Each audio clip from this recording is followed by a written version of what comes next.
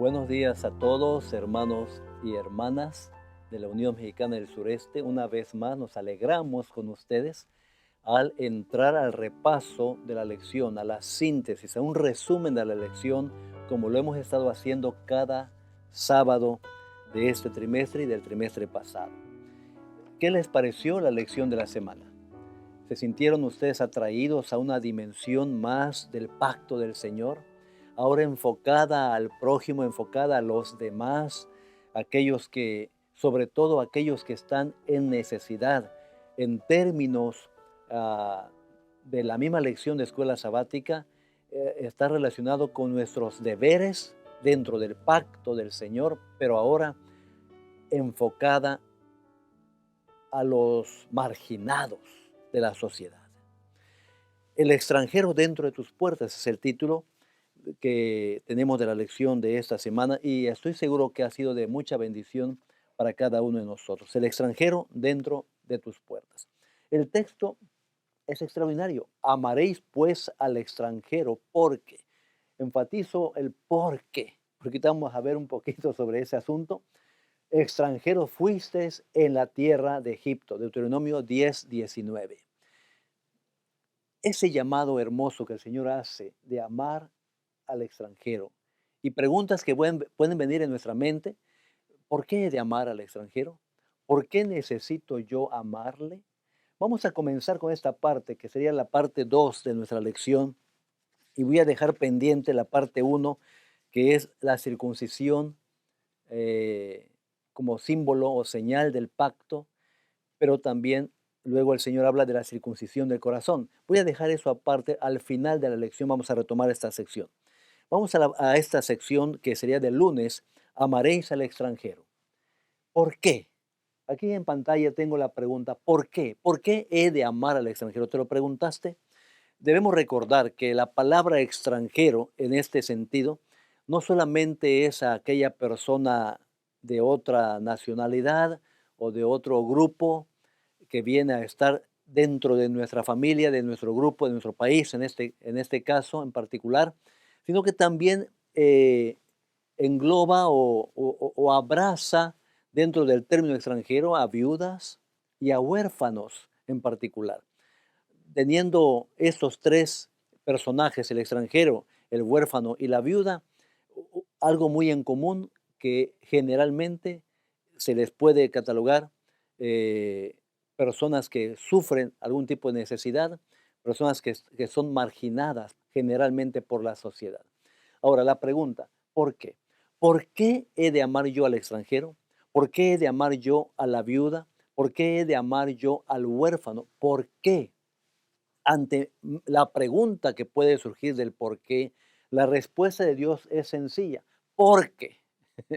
Pregunta, ¿por qué? Si vamos al texto de memoria que tenemos en la lección de escuela sabática, nos damos cuenta que el texto justamente dice Deuteronomio 10:19, amaréis pues al extranjero, ¿por qué? El por qué es la razón que tiene Dios para invitar a su pueblo a amar.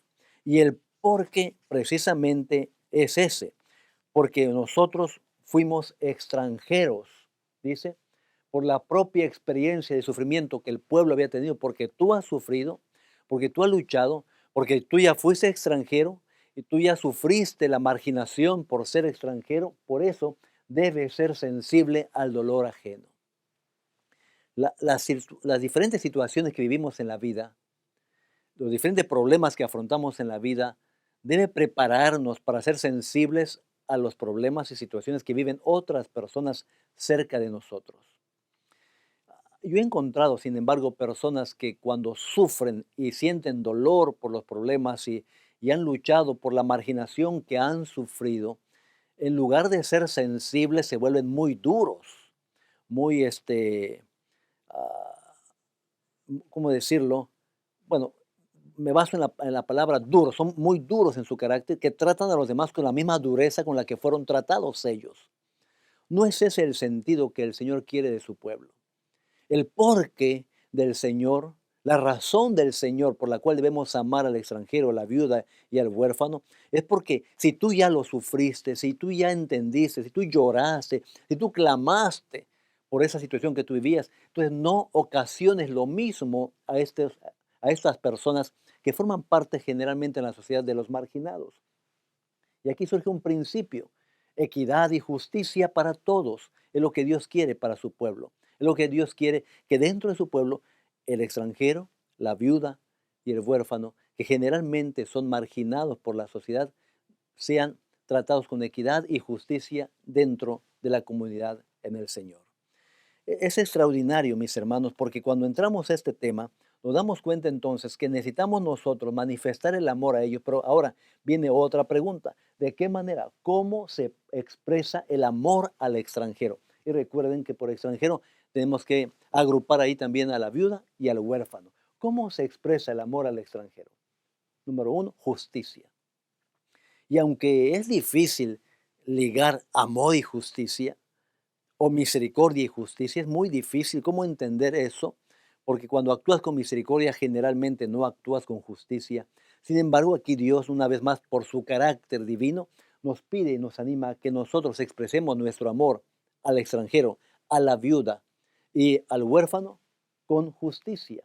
Y esto es, no torciendo la justicia. Lo vieron en la lección de escuela sabática, ¿se acuerdan? No aceptando soborno, no arrebatando los despojos del pobre. De esa manera nosotros ejercemos justicia y de esa manera también nosotros manifestamos nuestro amor. De esa manera expresamos nuestro amor hacia el huérfano. Ahora, les invito a ir a otra porción que está muy relacionado ahora, que es la parte del miércoles, que es juzgad justamente. Juzgad justamente.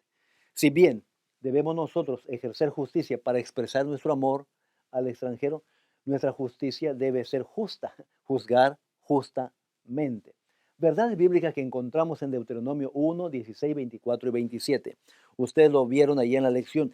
¿Qué elementos encontramos? ¿Qué verdades bíblicas encontramos ahí? ¿Cuáles encontraron ustedes? Miren, yo encontré una: justicia entre propios y extranjeros. Necesitamos ser justos tanto entre nosotros como miembros de la misma familia, como en aquellos que son marginados. Dos, no torcer el derecho. Todos los textos que leímos ahí de Deuteronomio nos insisten a no torcer el derecho. Y tres, un punto que no debemos pasar por alto es el hecho de que hay maldición para aquel que tuerce el derecho del extranjero, la viuda y el huérfano. Es interesante cómo de manera enfática el Señor en el Antiguo Testamento insiste: extranjero, viuda y huérfanos por nombre, ¿verdad? Maldito el que se esfuerza. Es decir, si tú te metes, si tú destruyes, si tú tratas mal a esas personas, te estás metiendo conmigo, me estás ofendiendo a mí. Y el clamor de ellos, yo lo escucho y he de reaccionar también para defender su necesidad y atender su necesidad. No sé si ustedes llegaron a esa conclusión, pero a final de cuentas lo que el Señor está exaltando aquí, que ante su ley, ante la ley del Señor, en la relación entre nosotros debe haber igualdad, igualdad ante la ley. Vamos a pasar a otra parte más. Religión pura y sin mancha. Todo está relacionado a la lección de la semana que ustedes observaron. Ahora, ¿cómo entender ahora la religión pura y sin mancha? Ahora, aquí nos vamos tanto a Deuteronomio 24, 10 al 15, ¿verdad? Que, que nos insiste a no explotar a los demás. ¿Se acuerdan de esa porción bíblica cuando nosotros estudiamos la parte del jueves en Deuteronomio 24, 10 al 15? No explotar a los demás, es decir, paga bien a tus trabajadores y hazlo a tiempo. No le retengas el salario, no le pagues menos de lo que realmente merece por el esfuerzo que él ejerció, su talento, su experiencia, sus habilidades. Paga bien y paga a tiempo. Eso es parte de la justicia social que la palabra de Dios nos anima a obedecer dentro de su pueblo. Y dos, sin exigir lo prestado y desproteger al pobre. Y ustedes recuerdan que en la Biblia se nos presenta la experiencia de aquella persona pobre que se ve en la necesidad de dar su capa en garantía de que va a pagar. Dame un día más y te pago, ¿verdad? Mira, te doy mi capa en garantía. Entonces el Señor dice, bueno, no le quites la capa, o si, o si la tomas, devuélvesela para que pase la noche calientito con su capa, con su sábana, con su cobertor, y pueda pasar la noche tranquilo sin el sufrimiento del frío, y luego seguirás haciendo tus arreglos de la deuda con él. El Señor dice, no abuses, comprende la necesidad del pobre. Ese es el sentido que nos presenta aquí. Sin embargo, en el Nuevo Testamento vemos este principio de la verdadera religión, de la verdadera religiosidad, según Santiago 1:27. ¿Cuáles o cuáles son los elementos de la verdadera religión? Uno, visitar. ¿A quién? A viudas, a huérfanos y también podemos incluir ahí a extranjeros. Visitar es atenderlos en sus necesidades. No solamente ir a saludar y decir Dios te bendiga. Si puedo visitar a un huérfano, debo visitarlo y a tratar de apoyar y aliviar su necesidad. Lo mismo con la viuda y el extranjero. Debemos nosotros atender nuestra relación los unos para con los otros sin acepción de personas, sea rica, sea pobre, sea personas de estudios académicos o no lo sea, atenderlos en el mismo amor y atenderlos en el mismo ambiente de camaradería y de respeto unos con otros. Cumplir la ley suprema. Ustedes leyeron esa porción en esa parte de Santiago.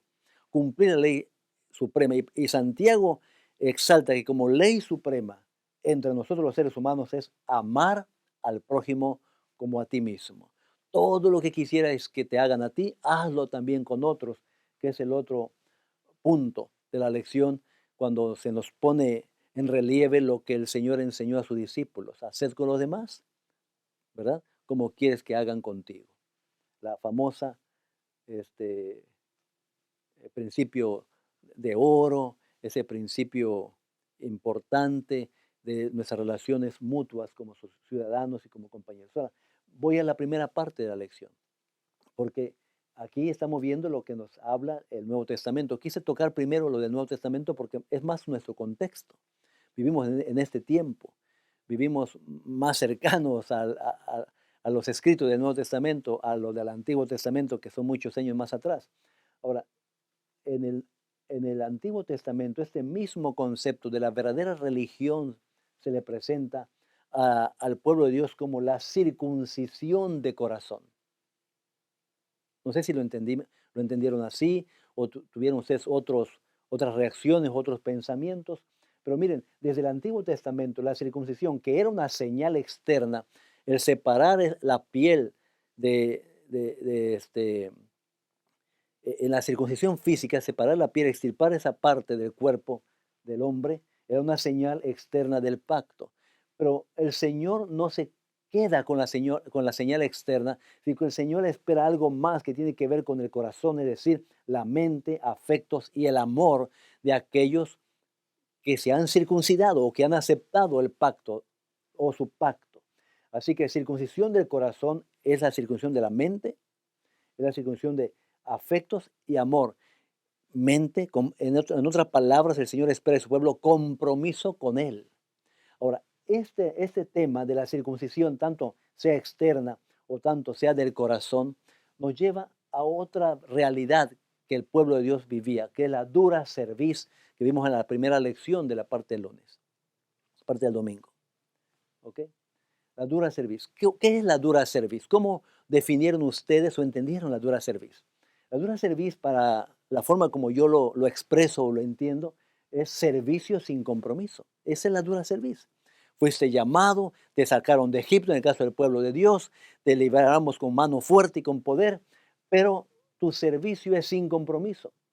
Y cuando es sin un compromiso o un sentido de lealtad con aquel que te liberó o a quien sirves, generalmente tendrás tendencias de rebelión, de rebeldía, de desobediencia. ¿Ok?